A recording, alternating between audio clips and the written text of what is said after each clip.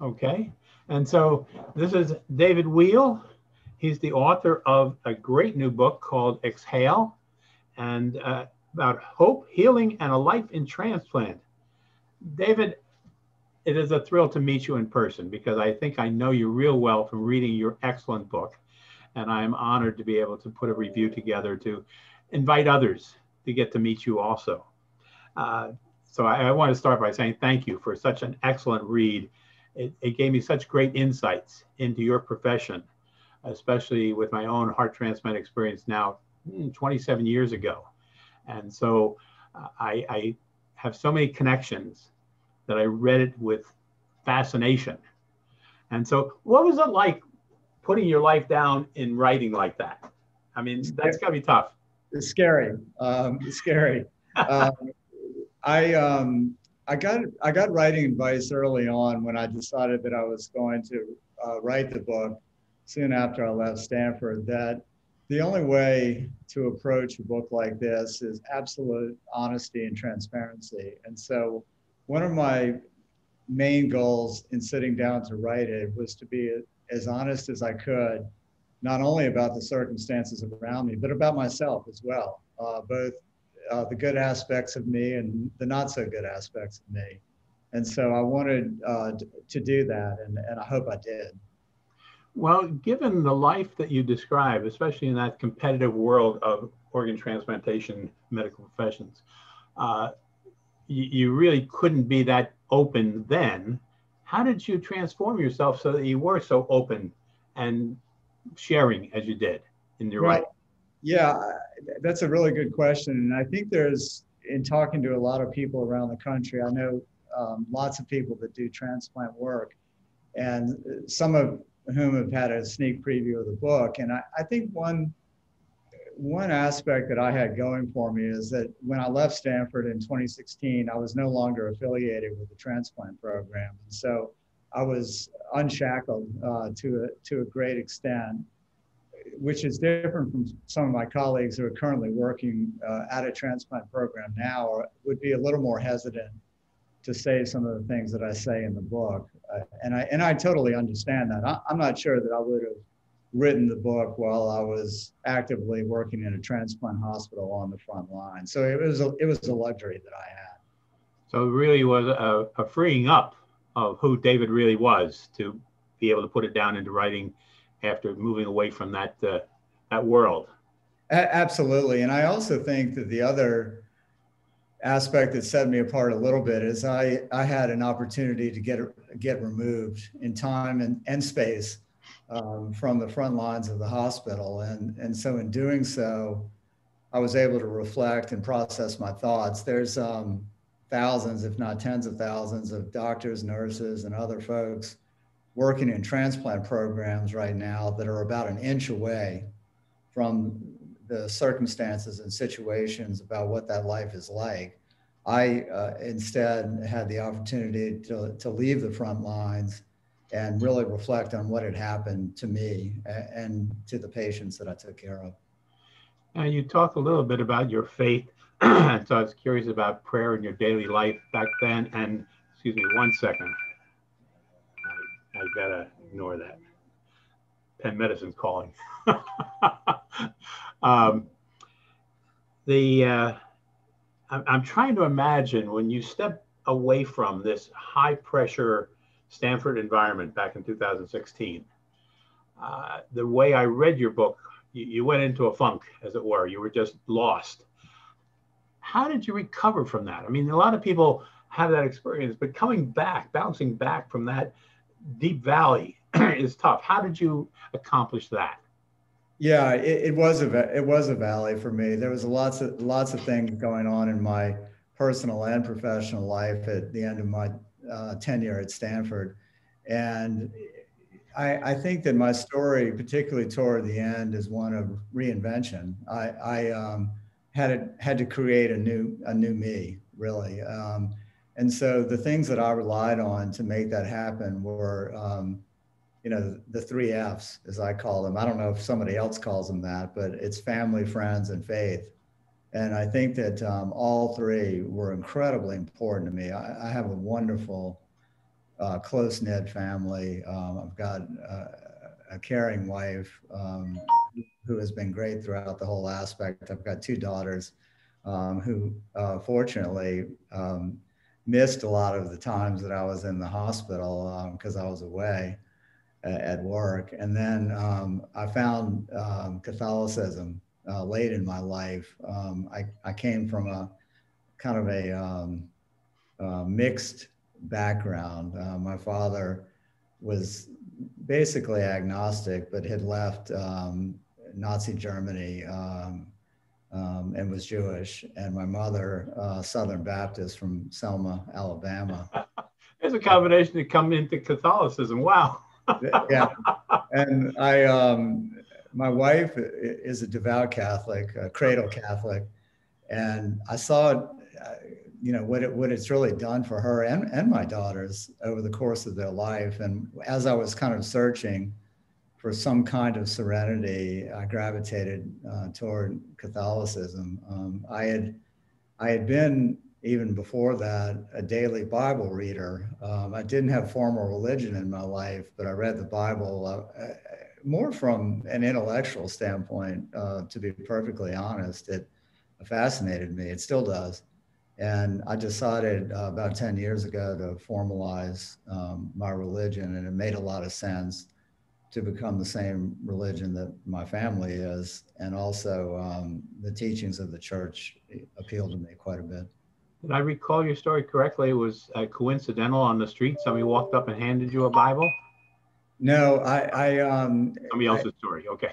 Yeah, I got interested. I got interested in reading the Bible and found one of these daily Bible readers that I went through actually 3 years in a row. One of my mottos is anything worth doing is worth overdoing. And so I'm afraid it seeped into that as well. So I got a daily Bible reader and went through it a few times before I decided to do the rites of Christian initiation for adults and formally become Catholic. And what age or what stage of your career was that when you discovered your Bible? I started when I was in my early 40s. It was actually late in life. Yeah, it was late in life. I started about the time that my hometown of New Orleans got hit by Katrina, which was in 2005. To me, and to many of those of us who love the city, it felt like a biblical event. And and I started reading the Bible in 2005, and then read it, for a few years in a row before I found Catholicism. Well, that strikes me as rather strange, and I'm really curious here. Your wife rescued you in a sense of your faith. Jackie, when she first met you, what year would that have been? We actually met in the hospital the old-fashioned way. She's an ICU nurse and okay. a ICU doctor, and we met in 1996 and married in 1998. Now, she knew who you were at that time. You're really not any faith. She's got a strong faith. Right. You're overachiever. You're working 24 hours a day, 7 days a week. Yeah. Why the hell would she get involved with you? I don't know, to be honest with you. I really don't. I think she was somebody, she grew up on a farm in the Midwest and certainly understood, hard work and, you were going to be hard work, right? Yeah. And so I had that box checked, I think. But I don't know, really. I think she accepted it. Accepted me for who I was, which I think is the best sign of love you can give. Amen to that. Well, and given the stories you share, it is one of totally engaged in your practice, and so there's many things you missed with your family during that time. How did she survive that distance? I mean, here she loved you, you were connected, yet you've got to be out of there every time you turn around, and you're not there for her. How did she survive that, would you say? I think she knew early on about the transplant life. She worked in a transplant ICU. Okay. before we met and after we met. And I think she understood the life, but I think it was relatively okay. And then we had children, and then it became less okay. But she did support me in it. But I think just like anybody else, she was frustrated with the life, and she particularly became frustrated with the life, so to speak, when I started to change because of the transplant life. It impacted me, I think, so deeply that I became a person that I don't think I was as interested in being. And I think that affected her as well. And that was a big part of my decision to step away. I got to believe, given her faith and your lack of faith at that time, she was praying very heavily for you. I think so. I think she was a little worried. Yeah, a little worried. Yeah. It says a lot. How old is Hannah and Ava at this point? So Hannah's a freshman in college, age 18. She's had an interesting first year in college, as you might imagine. Yeah. And then I've got another daughter named Ava, who's a freshman in high school. So I've got two freshmen. You're outnumbered 3-1 in that family. And two female dogs. So. Oh, all right, 5-1.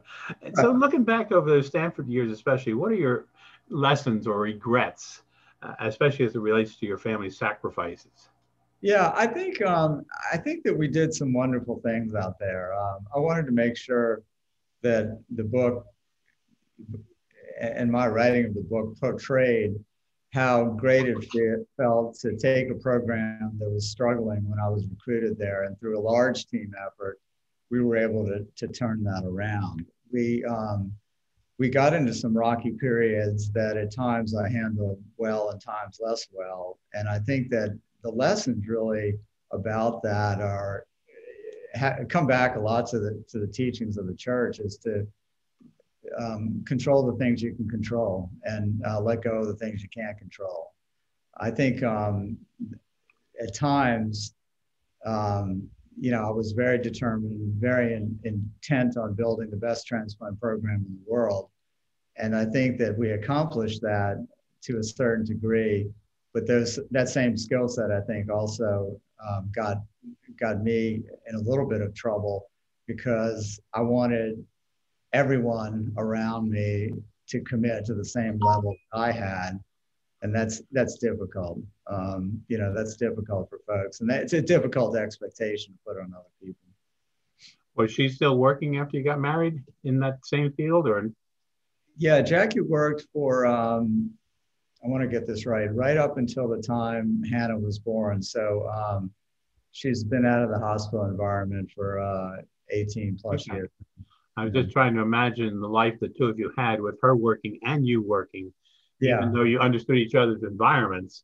I mean, I'm not sure if it's better or worse than you working so hard and her being home waiting for you, but she was occupied too and certainly understood. Yeah, we had little kids at that point through a lot of my career, and we were fortunate that she was able to stay with them. She's a wonderful mother and has a close relationship with my daughter, so I think that's been a blessing.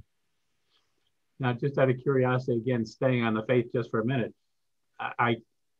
you convey so effectively in your writing some of those nights where you sat in the patient's room waiting for them to come out of the surgery and recover. Did you sit there praying, or did you go to sleep while waiting for them? Sometimes both. I had an office that was just a floor above the ICU, and I would go back and forth between the ICU and my office. And I had a couch in my office that I would lay down on, and I would take a basketball and sort of throw it up and think about what I wanted to do with the patients. But also, even before I formally found Catholicism, I would regularly pray. I didn't really know how to, but I would regularly pray. It was very important to me. And I think that, doing this kind of work and seeing what we see happen, faith was a natural result, I think, of seeing this kind of work. I mean, it really is a miracle. I know that term gets thrown around a lot, but the way patients can recover from such a big operation is miraculous to me. I've heard the description sometimes of how quickly things change, be it from a liver transplant where all of a sudden the yellow goes away or kidneys start peeing right away, that kind of stuff. It really is amazing. My own experience with a heart. I mean, the morning I woke up, they had me out of bed walking. And who would ever believe within 24 hours you're up walking?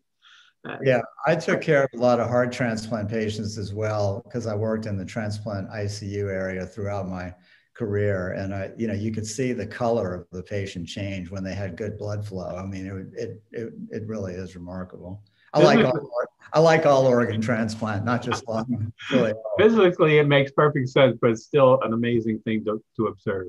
Yeah. And I got to say, you come across as such a personal person. That doesn't sound right, but it's amazing the impact of that revealing personality comes across in a patient's life. Like I said, I'm at 27 years, a quarter of a century with a heart transplant, and I can still remember the day that I was back in the recovery room, and my heart surgeon, Mike Acker here in Pennsylvania, Philadelphia, came in and sat down in the chair next to me as I was laying in bed. And he looked exhausted. I can remember that to this day. And he put his hands out, and maybe you all do the same thing, I don't know. But he put his hands out. He said, Mr. Gleason, I held your heart in my hands.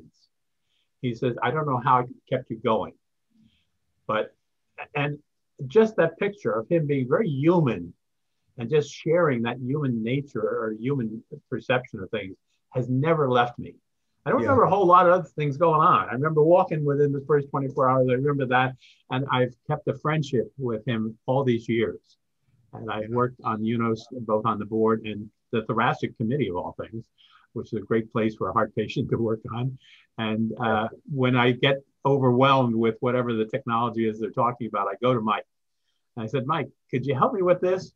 And he'll say, sure, come on up to my office and we'll sit there and talk. And I have to admit, sometimes I leave his office thinking, I don't know if I know anything more than I went in there, because it's really, I'm aware of most things, but sometimes it goes over my head.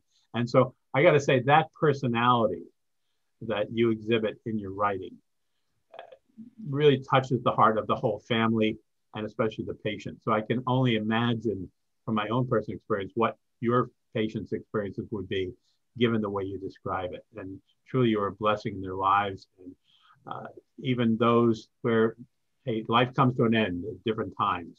I do not describe those parts of the balance of stories that you told in the book of the successes, and I don't call them failures, deaths, okay? Mm-hmm. And when you take on the higher risk situations you often described, it's not surprising that you have so many of each, and right. You celebrate them both. And I can't imagine that, as you describe it, the roller coaster ride of the emotions in both of those when you make such a commitment and a promise to a family, we're going to do this, we're going to make this work. And it doesn't always work out that way. God has his own plan, obviously. Yeah, no, I agree. And the relationship part of it, is what I miss the most, stepping away from the front lines of it. I got very close with my patients and their family members. Fortunately, one of the benefits of social media is I stay in touch with their lives, and they with mine. They're quick to comment on, things that I post on social media, and they've been wonderful. I look back on those relationships fondly. I think one thing that the patients probably picked up from me is that I cared, I cared what happened to them. And I tried to make that as clear as possible, and I think patients, that's all they want, really. I mean, that you care.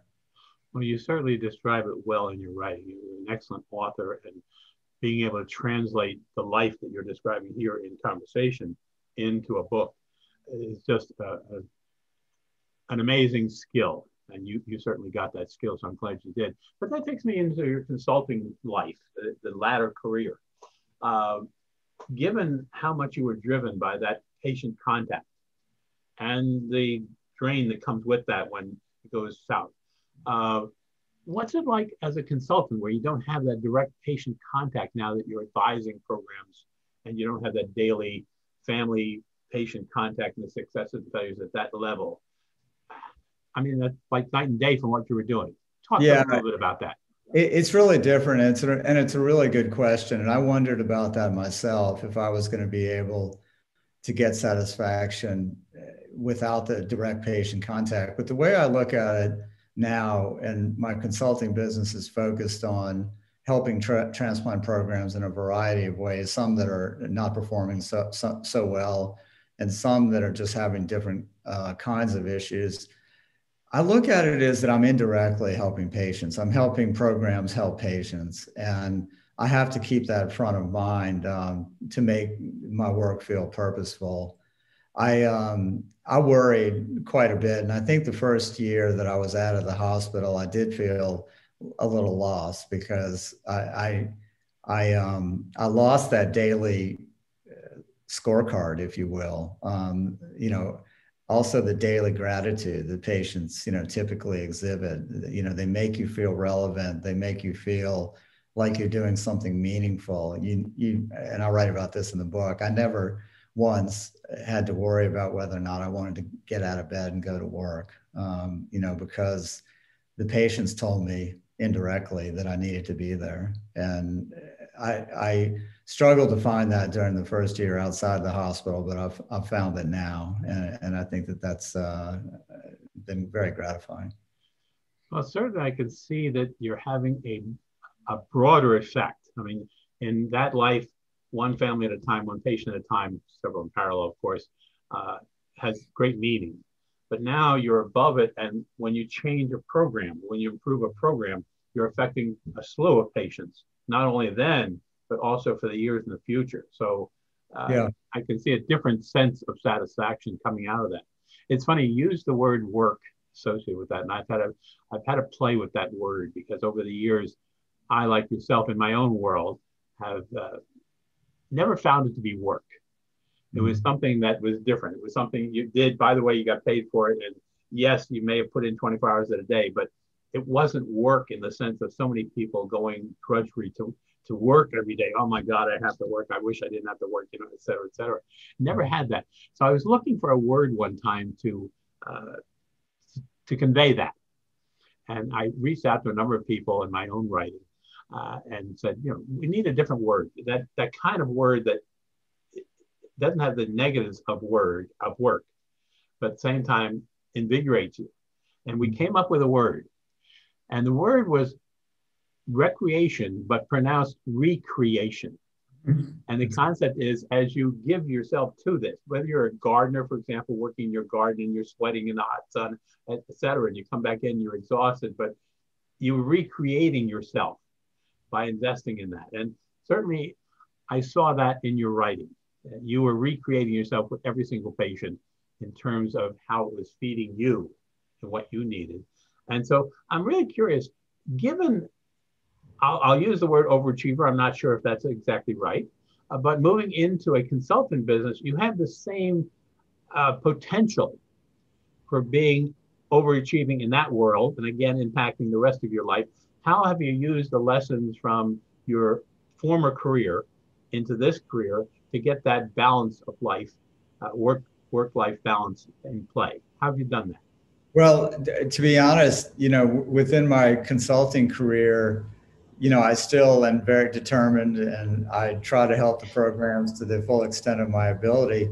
But the writing actually has helped me so much. It's, for me, therapeutic, meditative, whatever word you want to use. Not only in the long form, like the book I wrote, and I'm working on a second one right now, but but also, I've written a number of essays and op-eds and things of that nature, because it allows me, instead of just ruminating about whatever topic is going through my head that day, I just put it on paper.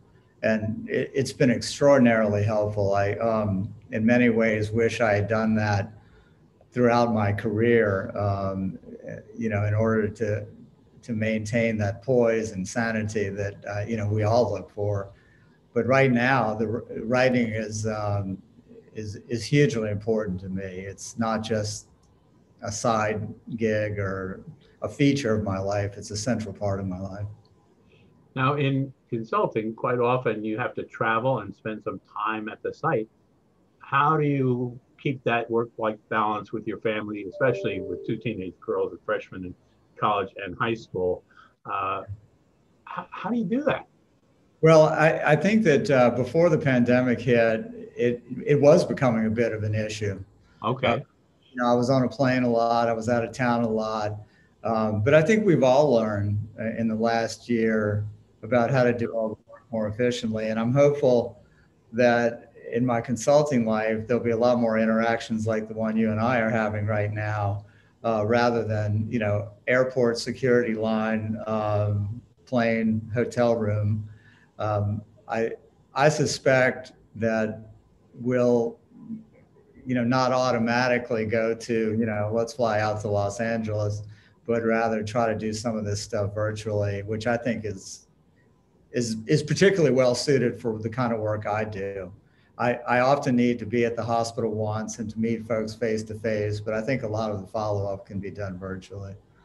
I certainly agree with you. And so there are pluses and minuses to this forceful life we're going through right now. And if we adapt the good parts of it, maybe we have a better life in the future using some of this technology. Because, I mean, you're sitting right here at my desk. I mean, I couldn't, if we were together, we'd have masks on and be 6 feet apart.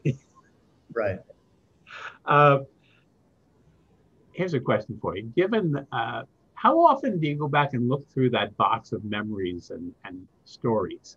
Is that still part of your regular practice to keep you going, or is that just something that's been sitting on a shelf someplace and haven't thought about?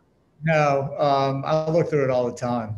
I go through it all the time. I mean, these are cards and letters and printed out emails, and I'm kind of old-fashioned in that emails that I really want to save, I print out.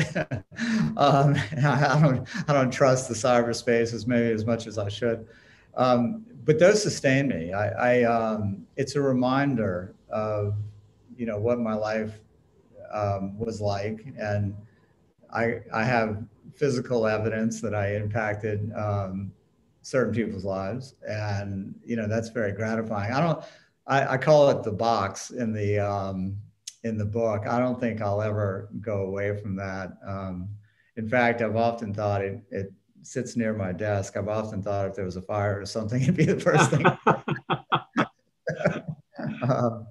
Yeah, it's really special. And I think, the patients in particular, and social media, I think, has changed us somewhat, but patients in particular have been great about sending me things and letters and cards and emails. And now social media is going to create this, relationship that I have with my patients and their families for the rest of my life. So social media gets a lot of knocks, and deservingly so, but I think in certain aspects, it's wonderful. It's funny, I just made that connection as you were saying it. I have a PowerPoint slide set that I use when I'm giving talks about raising awareness of need for organ donation and registration. And it's a lot of stories of patients I've come across one way or the other, sometimes in person, sometimes just on the internet, whatever. And so in showing an audience, especially a medical audience, the balance that this is not just transplants going into older people, but these are kids, these are young adults, all, and I have their stories. And sometimes the stories have built up over time as I've captured another picture from their life. And then every once in a while, I have the unique experience of actually connecting with a person. So for example, there was a child who was the first in Florida to receive a liver transplant back when, okay? And so you have this picture of this baby. And then eventually she goes to medical school and she marries another liver recipient who's also in medical school. And I said, geez, I'd love to have a picture of their wedding to add to this story when I'm conveying this success of transplant, right? And somebody found it for me. They said, oh yeah, and so I'm at a UNOS event after the board meeting, and I'm sitting next to this young lady, and as we're talking, all of a sudden it dawns on me, that's her. And sure enough, she was so excited because she had just participated in her first transplant surgery that day.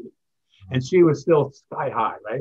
I got talking to her, and it turns out she's one of those who has been able to get off the immune suppressant meds Oh, it was just so amazing to see how that world comes around, and those memories, as you described in your box, live on and give you that constant memory of that, hey, this is who I am, this is what I've done, and this is, and when you see those kids grow up, I just read another book, Susan May wrote a book about Nick's New Heart, and she just updated that to a second edition on March 21st, which is his 30th anniversary of his heart transplant. And he's now married, he's got a daughter, and it's just a beautiful story of coming through so many challenges because of medical support like you and your team gave, okay?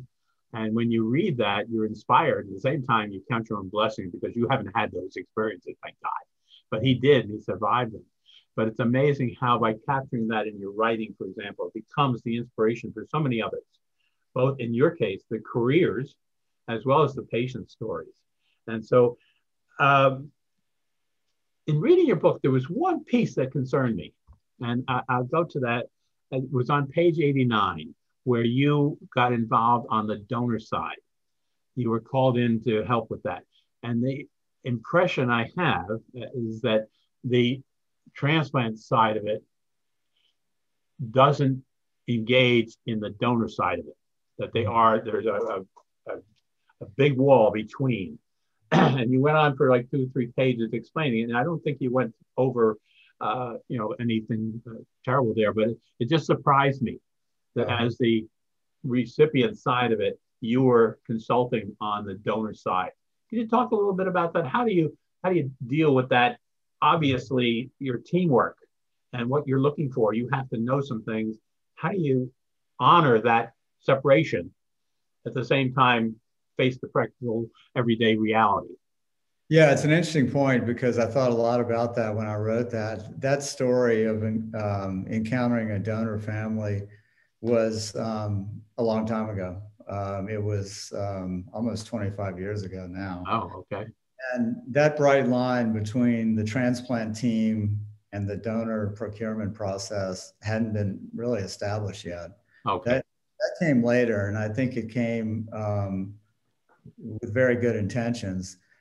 Transplant teams are still involved on occasion with the evaluation of a donor, especially if it's in their own hospital, like the story I tell. Sometimes transplant pulmonologists are asked to perform bronchoscopy on a potential recipient. Now, that transplant pulmonologist may not know where those donor lungs are going to go, whether to their hospital or to another hospital. They're providing a service in a way. But I think especially as it comes to donation after cardiac death, for instance, DCD, there does have to be a bright line between the transplant team and the procurement team. But that's one of those, I think, evolutions in our thinking about the morals and ethics around transplant, which I find a very fascinating area of study. But back when I wrote that story, that bright line didn't really exist the way it does now. I thought you were very honest with the pastor when he was asking you questions. I mean, it had to be hard to say exactly what you had to say, which is, yes, I'm interested in this organ. And yet you gave him what he needed, despite the fact that the heart was still beating, to advise the family in a very positive way. Very insightful. And again, my confidence on your transparency through this whole writing, it really does come across as being very revealing and very honest and open. One last thought just came across my span of attention this morning. Montana evidently is close to passing a law there protecting against discrimination of transplant recipients. And as I understand it, there's 17 other states already have done this, which basically are saying you can't disqualify a potential transplant candidate based on their mental handicap or physical handicap, not physical handicap. And so you had some stories in there about taking on cases like that. Do you have any opinions about that? I mean, it's such an ethical conundrum, whatever that word is, to make a decision when you have your concerns about so many people waiting for this organ, and will this one be successful long term, given the person's ability to do the complex life that it takes to maintain that life afterwards? How do you handle that, and what are your thoughts on it today? Yeah, it's also a very, transplant gives us so much to think about. This is another area to think about. And I tell a story in the book about a young man who was developmentally delayed, that there was a real difference of opinion about whether or not we should transplant him or not. It was, is he worthy, quote unquote, of a transplant? Will he make the same use of it that you did with your transplant? Those conversations, even 20 years ago, bothered me, as I write about in the book. We as transplant doctors make big enough decisions as it is about who lives and who dies. But when we cross over to putting value judgments on another person's life, that's for me a bridge too far. And so I wrote about that one story in the book. But I also have written, and our group at Stanford did some, I think, good research about the racial disparities in transplantation. And I don't think they're conscious. I think they're unconscious. And the evidence is clear that they exist. They exist with regard to getting evaluated for a transplant, just getting in the door, or going on the waiting list, or being transplanted once on the waiting list, or the postoperative care that they receive, or the propensity to donate organs. It's all the way through the transplant experience, but guess what? It's all the way through the healthcare experience as well. True. And I think that we have to continue to shine light on that, and we have to figure out what's really going on. I'm certainly not making the assertion that there's some sort of conscious effort to deprive people of color of a transplant. I'm not. I've never done that in my career, but we have to recognize the fact that it's happening. Yeah. And I think that's a big first step. Even just if you think of the resources that the minority community may have that give it a disadvantage in terms of being able to show that they can afford and take care of the organ afterwards, it's got to be part of that. And it's not intentional. It's just the fact of life today that we certainly have to figure out ways around. You mentioned you're writing another book. Yeah. What's the subject of the next book? It's basically asking the question, do we still believe in American healthcare exceptionalism? And what evidence is there that this is, quote unquote, the best healthcare system in the world? And what evidence is there to the contrary?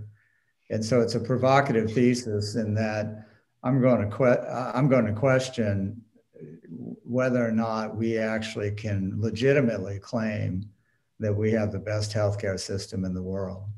And I think that those of us who, grew up, I had a father, physician. I grew up in the 70s, went to medical school in the 80s, trained in the 90s.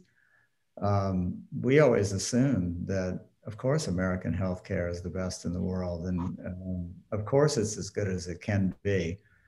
But I think with the COVID experience, many of the public have begun to question that premise. And it's made me really want to dive into many different aspects of our healthcare right now and try to get to the answer to that question.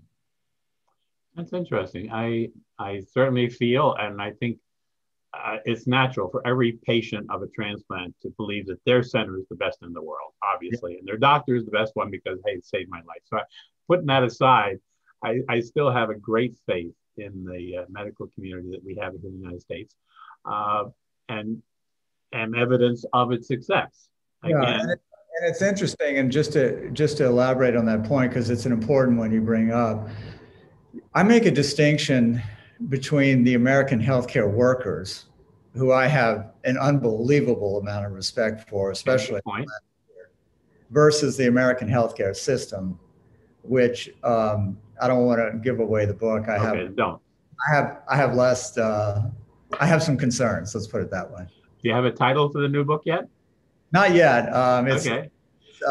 It's untitled. I usually title books when I'm, or at least in the one that I wrote, I titled it after I wrote it. Well, it's funny to talk about this because your other one's coming out May 20, 11. May Yeah, man. 11th of 2021, finally coming out. So what are you going to do? This is your first book. Yep. How long did you work on this book? When did you start, and how Really? long ago did you give it to the publisher and say, "All right, it's done. Go do Yeah. your part"? I started at the last little bit. I was at Stanford. I filled up a notebook over the course of a year of scribble Okay. scrap, and then really started writing it after I left Stanford. So in the fall of 2016, and I handed it in, finished last summer. So that sounds like about a 4-year effort, and that's. Wow. Wow. And so, what would be your goal for launching the next book? When can I expect to see that one? I told my agent this one's going to be faster. I meandered around a little bit on this book, but the second one, I feel like I have a grasp of what I need to get done. So I'm hopeful that it's much faster. Now, being a new author and your first book coming out, come that date, how are you going to celebrate? Well, I have a 5:30 a.m. interview with a radio show. So I'm going to do a lot of work that day. I've got a lot of talks at transplant centers lined up across the country for the period after it's released, and I've got a book launch party planned in New Orleans that hopefully we can have by mid-May. And there'll be a lot of different events to mark coming with the book coming out, but I. It's a lot of fun. It's a surprising amount of work actually getting up to the launch date, but it's been a lot of fun. So. I have to admit, I enjoy writing myself. I have a book called A Gift from the Heart. I cheated though. I don't publish it like you do, put it in hard copy and then it's set in concrete. I got it online, so I can always fix it. I can always add to it. And I have to say, it's basically a story of my heart transplant and more. And every time I've got finished with it, I write the final chapter. Right. And then a couple of years later, I go back and look at it. Oh my God, it sounds like I died. I'm still alive. And I have to write another final chapter. And I'm in the process of adding one now called the Quarter Century Club and putting in, it was 10 years since I touched it. And really, in those 10 years, so amazing things have happened. And so trying to put those back in there again, it's amazing to me to go back and find things you've captured like you did in your own book. When you go back and read it, oh, good, I wrote that down. I'm so glad I did because I almost forgot about it type situation. You want to share it with somebody, for example. And yeah, it's funny. I just finished narrating the audiobook, and I decided I was going to narrate it myself because the story is so personal. I heard they hired an actor to give me a sample of it, and I said I can't have somebody else read. So I finished narrating the book, and it's funny, as you're narrating it, you see passages in the book where you say, wow, that's actually pretty good writing. That's not so bad. And then other parts of the book, you're like, yeah, right. I can't believe I said it that way. But it's too late now. As one who listens to a lot of audiobooks, and I got to admit, when the author is the one reading it, it adds so much more to it. Obama's book, most recently, Michelle Obama's book as examples, and others, it just adds so much. So I'm so glad you took the challenge of doing that because I have to admit, you're a great presenter as well as a writer. And I hope that someday soon I'll see some YouTube videos of something that you're doing that I can enjoy out there too. And so I thank you very much for the time today. And one last question. As you went back through the book, and especially reading it for an audio version, it's a great way to do it. Is there anything you forgot or you missed or you said, oh, geez, I wish I had that in there? See, I can always add it to my electronic book, but you're stuck. Anything you wish you would put in there that you didn't? Not really. I mean, I think part of writing a memoir as opposed to an autobiography is that you're picking a slice of your life. You're not telling everything and you're not showing everything. And you know, with the editors, we very carefully chose what went in and what came out. And there's almost another size book that came out. And so, no, I don't feel like there's anything I wish I would have said in the book. It really did, I think, hit the main points of that period of my life. I can't imagine anything else that would have gone in there. But one final question: what advice would you leave for anybody in any career who is, as you found yourself, so engaged in it that you were losing yourself in one sense? And I don't mean to overdo that. What advice would you give them based on your experience? Yeah, and I've been asked that. And I'm actually giving a couple talks to non-medical groups about that issue now. Yeah. Stay connected. I think that the biggest mistake I made at times was to isolate myself. And I think that connection is the key and isolation is the enemy. And I think that you have to stay connected to the people that matter in your life, your personal and professional colleagues, and to your faith in my case. And when I was at my lowest points, it was because I isolated myself. Stay connected, never stop connecting. And has Jackie read your book yet? Yeah, she has. Okay. A few times. And as an honest wife, did she say she liked it, or did she have criticisms of it? You know, those of us who are married, I think will be able to relate to it. She liked some parts better than others, I'll say. Well, I don't think you had a whole lot of revealing about her in there, so you're probably safe in that part of it. That's the part that came out. David, it has been a pleasure, one, to meet you and have this opportunity to chat with you. And I wish you well with your book. Have the most exciting day and enjoy 4 or 5 years of hard work in putting that up. On that day, you deserve to celebrate. And yes, get out there and just be yourself, because you have a great personality. It comes across in the book. It comes across here in our conversations. And on behalf of TRIO, Transplant Recipients International Organization, I have to be president of, I thank you for this opportunity. And if I put this up in our transplant presentation library, which I think I will, because I think it's great sharing you've done, I'll be sure and send you a link to it so you can share it any way you want to. Good luck in this, and just keep doing exactly what you're doing, because it's beautiful. Thanks, Jim, for having me. I appreciate the conversation. My prayers go with you, and keep reading that Bible. All right. Thank you, sir. Appreciate it. Thank you.